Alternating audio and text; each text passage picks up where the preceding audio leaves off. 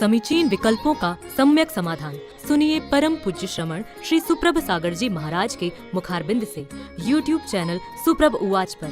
शुभाशीष परम पूज्य श्रमणाचार्य 108 श्री विशुद्ध सागर जी महाराज। सानिध्य श्रमण सुप्रभ सागर जी महाराज, श्रमण प्रणत सागर जी महाराज। पुण्यार्जक राजीव जैन, रूपल जैन, आर्जव, आर्या, आरू जैन एवं समस्त सौरया परिवार, मडावरा, उत्तर प्रदेश।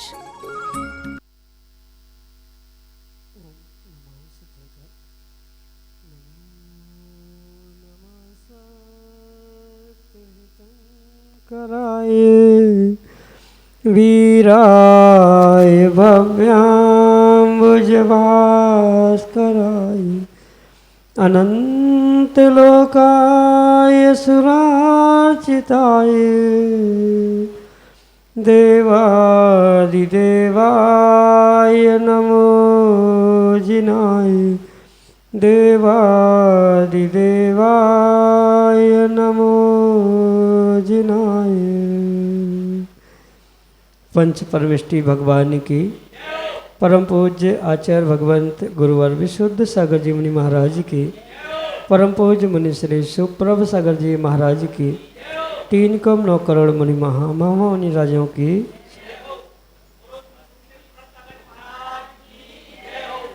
समीचीन विकल्पों का सम्यक समाधान, सम्यक ज्ञान की वह अनूठी विधा जिसके माध्यम से हम सभी अपने ही मन के अनेक समीचीन विकल्पों का सम्यक रूप से समाधान आगम के परिप्रेक्ष्य में प्राप्त करते हैं, और वही सम्यक समाधान हमारे कल्याण का पथ प्रशस्त कराने वाला होता है। क्योंकि ज्ञान सामान्य तो प्रत्येक व्यक्ति के पास है, लेकिन वह ज्ञान आत्म कल्याण के लिए कार्यकारी नहीं है। जब ज्ञान सम्यक के साथ होता है तो वही हमारे आत्म कल्याण का पथ प्रशस्त करा देता है। परम पूज्य आचार्य भगवंत गुरुवर विशुद्ध सागर जी महाराज के मंगल सुभाषित से परम पूज्य मुनि श्री सुप्रभ सागर जी महाराज द्वारा आपको वह अनूठी विधा प्रदान की जा रही है, जिसके माध्यम से आप अपने मन का विकल्प समीचीनता के साथ परम पूज्य मुनि श्री तक भेजने का पुरुषार्थ करते हैं, और उसका आगम के परिप्रेक्ष्य में परम पूज्य मुनि श्री आपको सम्यक समाधान प्रदान करते हैं। विकल्प कैसा भी हो, सामान्य, आगम के, आध्यात्मिक, लेकिन जब उसका सम्यक रूप से समाधान हमें परम पूज्य मुनि श्री से प्राप्त होता है तो निश्चित ही वह हमारे अंतरंग को छू जाने वाला होता है। ऐसे आत्मकल्याण की अनूठी विधा से आप भी जुड़ें और अपना समीचीन विकल्प भेज करके मुनिश्री से उसका सम्यक समाधान प्राप्त करें। प्रारंभ करते हैं आज का सम्यक समाधान, और आज के पहले विकल्प के लिए प्रसून जैन, गुड़ा, ललितपुर, उत्तर प्रदेश से महाराज श्री के चरणों में बारंबार नमोस्तु निवेदित करते हुए अपना समीचीन विकल्प प्रश्न रख रहे हैं कि महाराज जी, जैसे आचार्य पद वाले मुनिराज किसी को दीक्षा प्रदान करते हैं, तो क्या वैसे ही मुनि पद वाले मुनिराज भी श्रावकों को दीक्षा प्रदान कर सकते हैं? हमारे समीचीन विकल्प का सम्यक समाधान करने की अनुकंपा करें। नमोस्तु महाराज जी, नमोस्तु। ओम नमः सिद्धम। परम पूज्य आचार्य भगवान गुरुवर विशुद्ध सागर जी महाराज की, परम पूज्य मुनि श्री सुप्रभ सागर जी महाराज जी,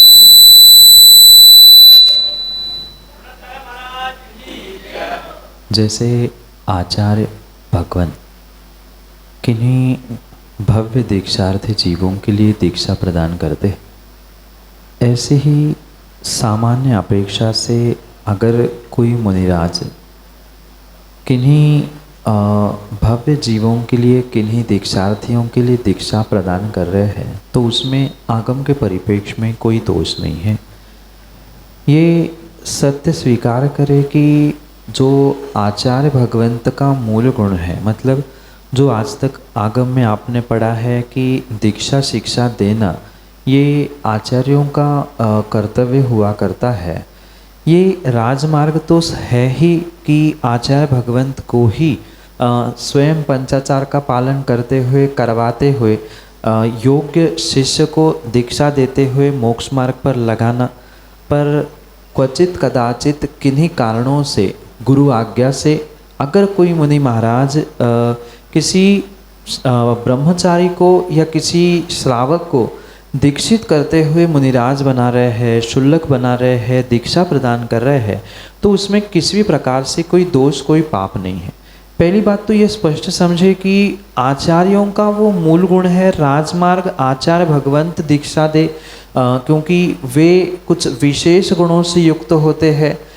ये कितना ही सत्य होने पर भी अगर कोई मुनि महाराज से जुड़ा है या कोई मुनि महाराज से दीक्षा लेना चाहता है तो उसमें भी कई आगम में दोष नहीं है। कई सारे ऐसे पुराण ग्रंथों में उद्धरण दृष्टांत प्राप्त होते हैं कि मुनि महाराज से अमुक व्यक्ति ने दीक्षा ले ली, मुनिराज ने उनको दीक्षा दे दी। तो ये कोई कंपल्सन नहीं है या ऐसा नहीं कहा जा सकता कि किसी ने मुनिराज से दीक्षा ले ली तो वह दीक्षा नहीं हो सकती। जैसे जो पंचकल्याणक आदि में भी सूर्य मंत्र देने का मुख्य अधिकार आचार्य भगवंतों को हुआ करता है, पर फिर भी आचार्य भगवंत उपलब्ध नहीं है तो मुनिराज भी पहुंचते हैं, मुनिराजों के द्वारा भी सूर्य मंत्र दिए जाते हैं। इसी प्रकार से अगर किन्हीं कारणों से कोई किसी मुनिराज से जुड़ा है, किसी को मुनिराज से दीक्षा लेनी है और उनके गुरु महाराज उन मुनिराजों को आज्ञा प्रदान कर रहे हैं कि बेटा कोई बात नहीं है, आप दीक्षा दे सकते हैं, उसकी योग्यता देखकर आचार्य भगवंतों ने, गुरु भगवंतों ने अगर शिष्य को मतलब मुनिराजों को आज्ञा दी है कि आप दीक्षा दे सकते हैं तो उसमें किसी प्रकार से कोई भी दोष नहीं है, कोई भी पाप नहीं है।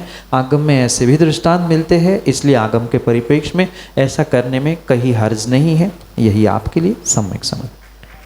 उज्जैन मध्य प्रदेश से श्रीमती उषा जैन महाराज जी के चरणों में बारंबार नमोस्तु करते हुए अपना समीचीन प्रश्न रख रहे हैं कि महाराज जी, मंदिर के जीर्णोद्धार की आगम में क्या व्याख्या है एवं वर्तमान में जो जीर्णोद्धार के नाम पर मंदिरों को धराशायी किया जा रहा है वह कहाँ तक उचित है? हमारे समीचीन विकल्प का सम्यक समाधान करने की अनुकंपा करें। नमोस्तु महाराज जी, नमोस्तु। आगम में जिन मंदिर के जीर्णोद्धार का बहुत अच्छे से वर्णन प्राप्त होता है, पर जीर्णोद्धार का अर्थ क्या है, किस प्रकार से जिन मंदिर आदि का जीर्णोद्धार होना चाहिए, ये वर्तमान के परिप्रेक्ष्य में बहुत विवेकपूर्वक समझने की आवश्यकता है। आगम ग्रंथों में जीर्णोद्धार करने का बहुत विशेष फल भी कहा है। ये आचार्य भगवंतों ने कहा है कि नवीन 8 मंदिर बना लेना, नवीन 8 जिन प्रतिमाएं बना लेना, उसको जितना पुण्य लगता है उससे कई अधिक गुना फल एक मंदिर, एक प्राचीन प्रतिमा का जीर्णोद्धार करने वालों को फल मिलता है। मतलब 8 गुना अधिक फल एक जीर्णोद्धार मंदिर, एक जीर्णोद्धारित प्रतिमा का उस दान दातार को प्राप्त होता है। इसलिए वह जीर्णोद्धार का फल विशेष है, पर इसका मतलब किंचित भी आगम ग्रंथों में प्राप्त नहीं होता कि किसी जीर्णोद्धार के नाम पर जिसकी वास्तव में मंदिर तोड़ने की आवश्यकता नहीं है, ऐसे मंदिरों को तोड़ देना, धाराशाही साफ कर देना, ये किसी भी प्रकार से आगम प्रमाणों से सिद्ध नहीं होता है। इतना तक आचार्य भगवंतों ने आगम ग्रंथों में लिखा है, अगर 75% से अधिक मंदिर साबुत है, मतलब सुअवस्था में है, तो उसे किसी भी प्रकार से गिराना मतलब अधोगति का, नरगति का ही आश्रयबंध करने के लिए निमित्त बन सकता है। ये आगम प्रमाणों से सिद्ध किया जा सकता है। कई सारे आगम ग्रंथों में इसके प्रमाण प्राप्त होते हैं। ये बहुत विवेक पूर्वक पहले समझना, क्योंकि आपका प्रश्न है और प्रश्न का उत्तर आगम के परिप्रेक्ष्य में ही दिया जा सकता है। किसी भी प्रकार से इसे किसी बात को या किसी कथन को कहीं कटाक्ष या किसी पर टीका टिप्पणी रूप ना स्वीकार करे, क्योंकि प्रश्न है और प्रश्न के साथ न्याय आगम के परिप्रेक्ष्य में उत्तर देने से ही संभव है। इसलिए ये बात स्पष्ट समझे कि 75% मतलब 2/3 से अधिक मंदिर सुरक्षित है, तो मात्र जितना टूटा है, फूटा है, नष्ट हुआ है, उतना ही सुधार करते हुए उसको जीर्णोद्धार कहा जाता है। जीर्णोद्धार का अर्थ किसी भी प्रकार से समूल नष्ट करते हुए नया स्ट्रक्चर खड़ा करना नहीं है। आज कितना भी नया स्ट्रक्चर आप खड़ा कर देना, पर यह सत्य समझ लेना, वह स्ट्रक्चर मात्र सीमेंट कंक्रीट का बना है तो 50 ही वर्ष या 60-70 वर्ष से अधिक नहीं चलेगा। पर पुराने समय में जो आज तक सैकड़ों वर्षों तक चलने वाले स्ट्रक्चर है, वे और भी सैकड़ों वर्षों तक ठहरने की, रुकने की या व्यवस्थित होने की संभावना है। इसलिए जीर्णोद्धार तो होना चाहिए, पर जीर्णोद्धार उतना ही होना चाहिए जितना टूट फूट हो रही है, उतने में ही सुधार करते हुए जीर्णोद्धार होना चाहिए। अन्य किसी प्रकार से अगर कोई व्यक्ति ऐसे जीर्णोद्धार करने वाले कार्यों में, मतलब जहां वास्तव में मंदिर तोड़ने की आवश्यकता नहीं है, ऐसे स्थानों में मतलब 2/3 से अधिक मंदिर साबुत होने पर भी तोड़ा जा रहा है, पूर्ण रूप से नष्ट किया जा रहा है, तो उसकी कृतकारिता अनुमोदना से कार्य करने वाले जीवों को भी, मतलब कई प्रत्यक्ष सामने आते हैं, कई परोक्ष रूप से पीछे से दान करते हुए सपोर्ट करते हैं।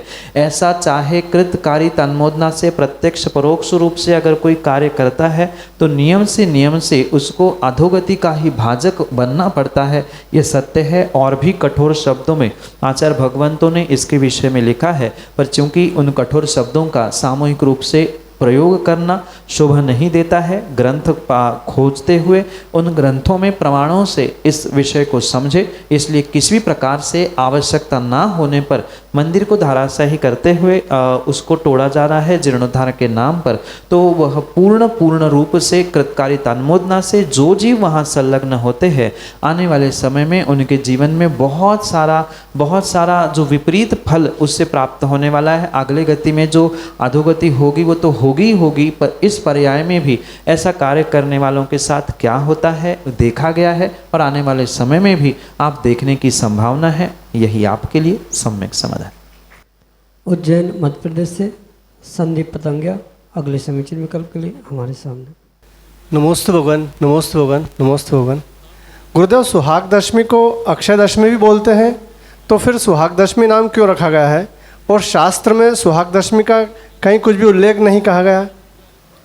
अक्षय दशमी, जिसे कई सारे स्थानों पर फल दशमी या सौभाग्य दशमी भी कहा जाता है, इसके विषय में आगम ग्रंथों में उसकी जो व्रत कथा है उसे समझते हुए उसका नामकरण ऐसा क्यों हुआ ये समझा जा सकता है।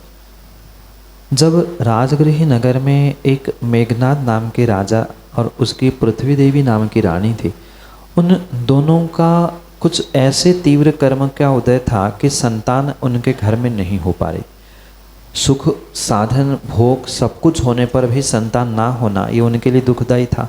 किन्हीं मुनिराज के पास, वहाँ शुभंकर नाम के मुनिराज के पास वे पहुँचते हैं, और मुनिराज के पास पहुँचते ही उन्होंने मुनिराज से अपनी व्यथा कही। मुनिराज ज्ञानी थे, वह भूत को राजा के और रानी के जानते हुए उन्होंने कहा कि पिछली पर्याय में आपने कहीं न कहीं मुनिराज के दान में, सेवा में अंतराय डाला था, विघ्न डाला था, उसका ये फल है।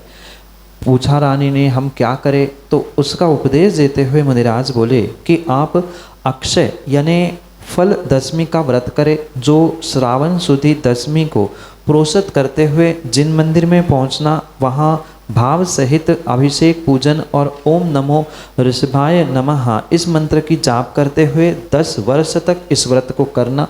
व्रत का उद्यापन 10 वर्ष के समाप्ति के बाद 10 उपकरण मंदिर में भेंट करना, 10 शास्त्र लिखकर या 10 शास्त्रों का प्रकाशन करना आदि, दीन दुखी जीवों पर दया करुणा करना, जो व्रती है या महाव्रती है उनके लिए दान आदि की व्यवस्था करना, भावों को संजोना। इस प्रकार से उद्यापन करने से आपको वह फल प्राप्त हो जाएगा। और आज्ञा का परिपालन मुनिराज का करते हुए उन राजा ने 7 संतान पुत्र के रूप में और 5 कन्या के रूप में प्राप्त कर ली। उनका सौभाग्य बढ़ गया ये अक्षय दशमी का व्रत करते हुए, इसलिए उसका नाम सौभाग्य दशमी है। अन्यथा जो वर्तमान में सुहाग दशमी उसे कहा जा रहा है, ये एक अपभ्रंश कह दे या कहने में आने वाला विषय कह दे।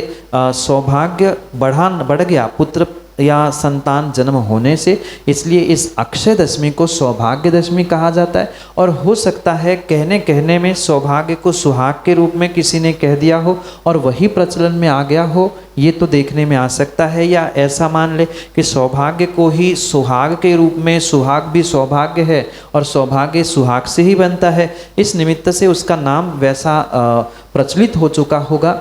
यही आपके लिए आगम के परिप्रेक्ष्य में सम्यक समझ। त्रिवेणी नगर लखनऊ उत्तर प्रदेश से कंचन जैन अगले समीचीन विकल्प के लिए। नमोस्तु। गुरुदेव, मेरी शंका ये है कि जब हम लोग कोई पुराण जी पढ़ते हैं, जैसे महावीर पुराण, महावीर भगवान जी का पुराण पढ़ते हैं, तो उसमें पढ़ते हैं कि जो मारीची के जीव थे वो प्रथम भव में, उनका जो प्रथम भव था वो मारीची का जीव था। तो गुरुदेव, मेरी शंका ये है कि जो ये प्रथम भव शब्द आता है, वो आत्मा किस पर्याय से होकर प्रथम भव में आती है, और उस समय तो उसका कोई भी कर्म नहीं होता है, तो वो किस निमित्त से उस कर्मों को करती है, और वो प्रथम भव के पहले वो आत्मा कहाँ होती है? जैसे कि हम सभी जानते हैं कि जब कोई आत्मा जो उसका अंत समय जो है वो तो सिद्ध शिला पर विराजमान होना है, चाहे उसके 10 भव हों, चाहे 100 भव हों, चाहे 1000 भव हों, चाहे असंख्यात भव हो, उसका जो अंतिम जो वो है वो तो उसको सिद्ध शिला पर विराजमान है। लेकिन एक आत्मा का जो आदि स्वरूप है वो क्या है? नमोस्तु गुरुदेव, नमोस्तु। माँ, सबसे पहले तो ये स्पष्ट निर्णय करें कि किसी भी आत्मा का आदि और अंत नहीं होता, ना उसका कोई पहला भव है, ना उसका कोई आखिरी भव होता है। संसार के परिभ्रमण की अपेक्षा से भले ही किन्हीं गतियों के निमित्त से उसका पहला भव, आखिरी भव आदि तो व्यवहारिकता से कहने में आता है, पर कोई भी आत्मा कभी जन्म लेती ही नहीं है। जितना भी जन्म मरण कहा जाता है, ये मात्र पर्याय की गति की दृष्टि से ही कहा जाता है। अगर किसी जीव का, किसी आत्मा का पहला भाव स्वीकार किया जा रहा है या उसका निर्माण माना जा रहा है, तो कौन से तत्वों से जीव को बनाया गया है? कोई ऐसी सामग्री होनी चाहिए, जैसे ईंट चूने आदि से, सीमेंट से घर बनता है, मकान बनता है, ऐसे कोई ना कोई द्रव्य बिखरे होंगे जिसको मिलाकर आत्मा बनाई जा रही हो, जीव बनाया जा रहा है। पर कतई ये संभव नहीं हो सकता।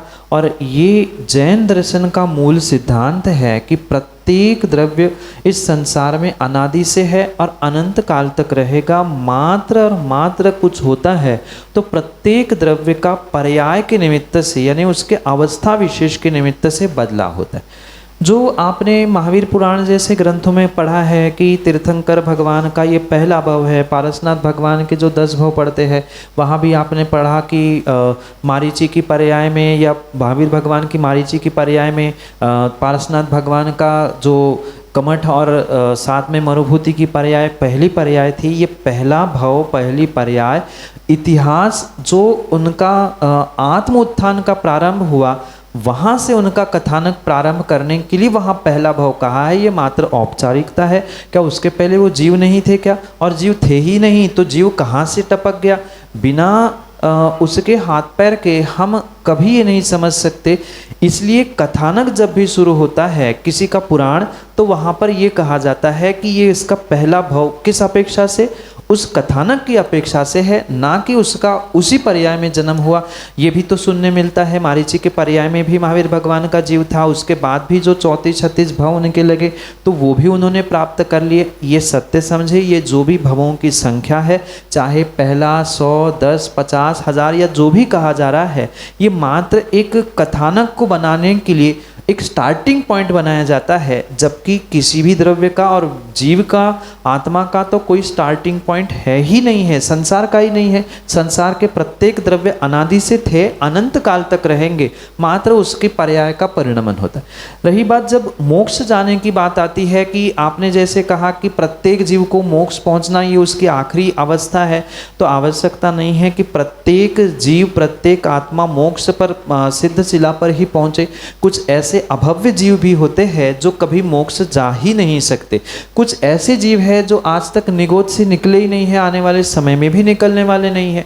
इसलिए ये बहुत गहरा सिद्धांत जो आगम का है, जीव कभी जन्म नहीं लेता, जीव कभी मरता नहीं है। अगर कुछ जन्म मरण होता है तो पर्याय की अपेक्षा से ही बदलाव कहा जाता है। और जो पुराण ग्रंथों में पहला भव कहा, ये काउंटिंग के लिए, बताने के लिए एक स्टार्टिंग पॉइंट, उसका जहाँ से इतिहास मिलता है, मारीची के पर्याय से महावीर भगवान का, कमठ और मरुभूति के पर्याय से पार्श्वनाथ भगवान का, आदि से स्टार्टिंग पॉइंट बनाते हुए उसको कहा जाता है। जबकि उसके पहले भी वे भगवान थे, उसके बाद में भी, मतलब भगवान नहीं, उसके पहले वह आत्मा थे, बाद में पुरुषार्थ करते हुए वे भगवान बने। भगवान बनने के बाद वे सिद्ध शिला पे पहुँचे, और सिद्ध शिला पर पहुँचने के उपरांत वहाँ भी जीव समाप्त नहीं हुआ, आत्मा नाश को प्राप्त नहीं हुई।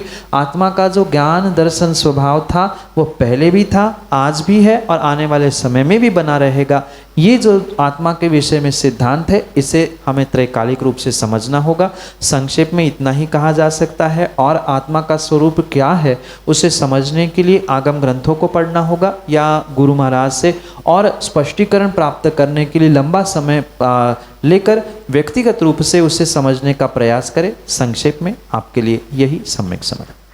अंशुल जैन, डालीगंज, लखनऊ, उत्तर प्रदेश से अगले समीचीन विकल्प की। नमोस्तु महाराज जी। जैसे कि हम लोगों को ज्ञात है कि लखनऊ में समय सार उपासक साधना संस्कार शिविर होने जा रहा है, तो मेरी शंका ये है कि जो श्रावक होते हैं, क्या उनकी दिनचर्या मुनिराजों के समान होती है, या श्रावकों को सुविधाएं मौसम के अनुकूल प्राप्त होती हैं? हमारी शंका का समाधान करें। नमोस्तु। पर्युषण पर्व में जो समयसार उपासक साधना संस्कार शिविर इस बार पहली बार लखनऊ की राजधानी में होने जा रहा है, वह वास्तव में कभी अनुभूत ना करने के कारण से हो सकता है आप जैसे श्रावकों में ये विकल्प आना स्वाभाविक है कि जैसी दिनचर्या सुबह से लेकर शाम तक लिखी है, उस दिनचर्या में क्या हमें श्रावकों को मुनिराज जैसे ही रहना मिल पड़ेगा? तो इसके विषय में ये स्पष्ट समझे कि दिनचर्या तो मुनिराजों की रहेगी, पर व्यवस्था श्रावकों की अपेक्षा से रहे। कहने का तात्पर्य ये है कि जो कक्षाएं है या मुनिराज जैसे सुबह से लेकर शाम तक अपनी दिनचर्या, सुबह सामायिक करना, पुनः पूजन पाठ या स्तुति वंदना, अपने आवश्यकों को पालन करते हुए भोजन, पुनः सामायिक, पुनः अध्ययन आदि, ये जो क्रम है, इस क्रम के अनुसार तो दिनचर्या रहेगी। पर आवश्यकता नहीं है कि जैसे मुनिराज पाटे पर बैठकर सामायिक करते हैं, पाटे पर बैठ के ही प्रवचन करते हैं। अगर ये विवेक शून्य व्यक्ति को ही कहे कि महाराज जैसी चर्या करनी है, तो क्या प्रत्येक श्रावकों के लिए पाटा थोड़ी लगाया जाएगा? वहाँ उनके आवश्यकता के अनुसार उनके लिए आसन प्राप्त होगा, उनके लिए चटाई भी प्राप्त होगी। माना कि किन्हीं मुनिराजों का चटाई का त्याग है, तो क्या श्रावकों का भी चटाई का त्याग किया जाए? अगर ऐसा है तो मुनिराज भी निर्ग्रंथ बने हैं, तो श्रावकों को भी तो निर्ग्रंथ बन के बनना पड़ेगा। भाई, ये विवेक की बात है कि श्रावकों को मुनिराज की चर्या क्या होती है, ये उनकी ही अपेक्षा से, उनकी शक्ति को देखते हुए ही कराया जाता है। जब भी कोई गुरु महाराज किसी शिष्य की, किसी श्रावक की साधना कराते हैं, तो सामने वाले की शक्ति को देखकर ही कहा जाता है कि भाई तुम उपास करो, तुम ये रस त्याग करो। अगर नियम कठोर नहीं बनाए जाएंगे तो फिर कोई भी कभी भी कुछ भी आएगा और फिर व्यवस्था ही नहीं बन सकती। इसलिए जो व्यक्ति जिस प्रकार से, मतलब इसका मतलब ये नहीं है कि किसी को हमारे अपने कमरे में एसी चाहिए और अलग से कोई कमरा चाहिए, तो ये तो संभव नहीं हो सकता, क्योंकि 300-200 श्रावक श्राविकाओं का एक साथ जो मैनेजमेंट व्यवस्थापक बना रहे हैं, उसमें भी जैसी अच्छे से अच्छी व्यवस्था श्रावकों की अपेक्षा से हो सकती है, जिसमें उनकी साधना भी खंडित ना हो जाए, उनको साधना का भी आनंद आ जाए और उनको अपने शरीर को भी कष्ट ना देना पड़े, इस सभी का विवेक रखते हुए ही कार्य किया जाता है। क्योंकि आचार्य भगवंतों ने या मुनि भगवंतों ने जो भी साधना का एक तरीका बताया है, साधना का अर्थ होता है शरीर को साधना, शरीर को संभालना, ना कि शरीर को तोड़ देना।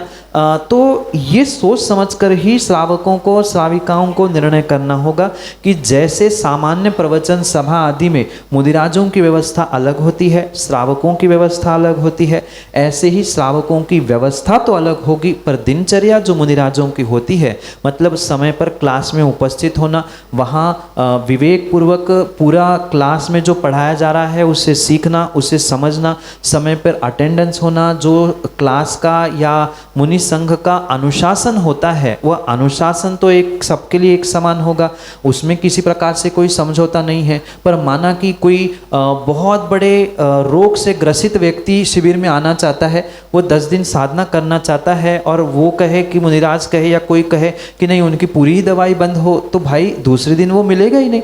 तो ये विवेक इतना गुरु महाराज के पास होता है। अगर साधना करनी है और गुरु महाराज को हम गुरु मानते हैं और अपने आप को शिष्य मानते हैं, तो श्रावक श्राविकाओं को स्पष्ट है कि ये सब विकल्पों से शून्य होते हुए गुरु चरणों में समर्पित हो जाए। और मैं तो सोचता हूँ कि अगर ऐसे समय में माना कि जो वर्ष से वर्ष कंडीशन भी हो गई, तो गुरु महाराज के चरणों में इतने 200-500 साधकों के सानिध्य में अगर किसी की समाधि होती है तो इससे और बढ़िया बात क्या हो सकती है। गुरु महाराज के चरणों में और 500 साधक नमोकार सुनाते मिल जाए, इससे और अच्छी बात हो ही नहीं सकती। पर्युषण जैसा पर्व, फिर ऐसा सोच नहीं पा रहे हैं, कम से कम ये विचार करें कि दुख देने के लिए, परेशान करने के लिए शिविर या साधना नहीं होती, अपितु साधना क्या होती है, मुनिराज किस प्रकार से चर्या करते हैं, ये कुछ अंशों में श्रावकों को बोध हो। अनुशासन क्या होता है, गुरु के साथ रहने का आनंद क्या होता है, ये सीखने और ये सिखाने के लिए ही ये शिविर जैसे उपक्रम किए जाते हैं,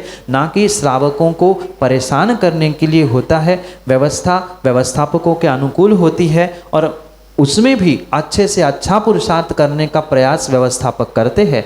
इसलिए हिचकिचाहट रखते हुए शिविर में सहभागी ना हो, हम तो खुले दिमाग से गुरु के चरणों में अपने आप को समर्पित करते हुए अपने जीवन को बदलने का, गुरु की मित्रता को अनुभव करने का प्रयास करें। यही आपके लिए सम्यक समाधान। समीचीन विकल्पों का सम्यक समाधान सुनिए परम पूज्य श्रमण श्री सुप्रभ सागर जी महाराज के मुखारबिंद से YouTube चैनल सुप्रभ उवाच पर। शुभाशीष परम पूज्य श्रमणाचार्य 108 श्री विशुद्ध सागर जी महाराज, सानिध्य श्रमण सुप्रभ सागर जी महाराज, श्रमण प्रणत सागर जी महाराज, पुण्यार्जक राजीव जैन, रूपल जैन, आर्जव, आर्या, आरू जैन एवं समस्त सौरया परिवार, मडावरा, उत्तर प्रदेश।